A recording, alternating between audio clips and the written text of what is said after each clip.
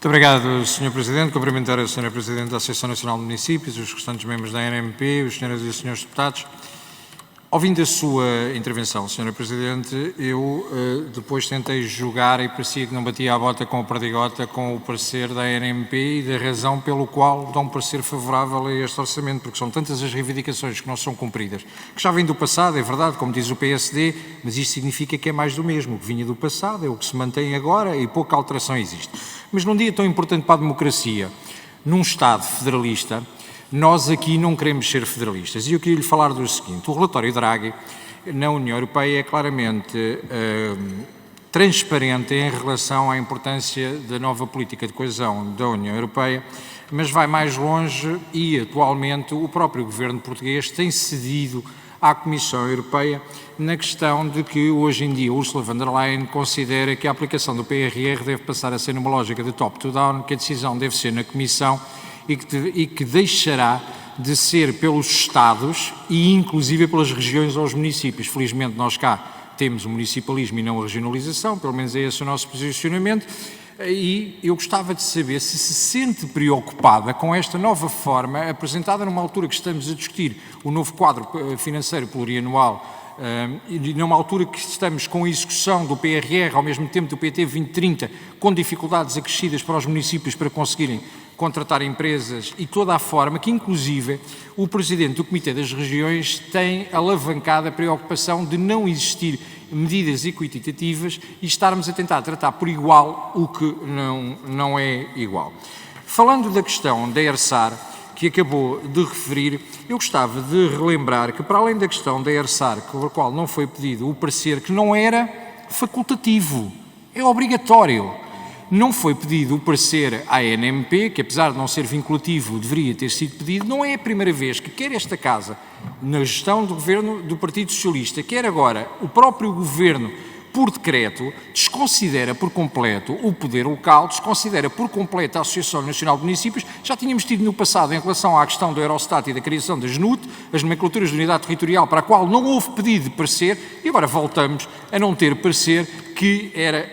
obrigatório. E não considera que este governo o que está a tentar fazer é uma intromissão em dias que se fala tanto na questão da constitucionalidade e do princípio da autonomia do poder local, não considera que existe aqui o claro atropelo da Constituição e que a Associação Nacional de Municípios deveria ter uma posição bem vincada junto do governo ao não autorizar que esta situação viesse daqui adiante. Entretanto, em questão em relação ao regime financeiro das autarquias locais, a expectativa da ANMP e aquilo que foi dito foi revisitar, mas existem também algumas declarações por parte da ANMP que dizem que isto não é necessário revisitar, e foi dito aqui na Assembleia da República que o que precisamos é de uma lei nova das finanças locais. E, portanto, eu gostava de saber se, entretanto, esse é um posicionamento, se é revisitar ou se é uma lei nova. Já falou também da questão do Governo não ter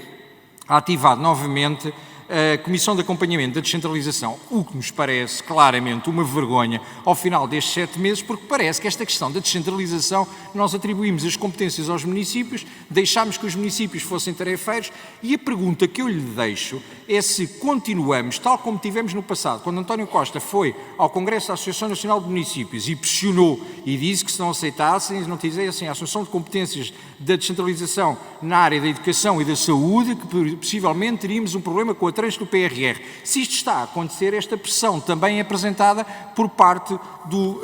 Partido Socialista. A última pergunta que eu lhe queria perguntar é se concorda com a afirmação dos autarcas socialistas que acusam o Governo de beneficiar os municípios liderados pelo Partido Social Democrata e considera que existe aqui uma discriminação por parte do atual Governo na forma de gestão dos municípios e das finanças locais. Muito obrigado. Muito obrigado, Sr. Presidente. Eu não ia fazer a segunda ronda, mas considero que quando existe iliteracia política é importante nós podermos colaborar também com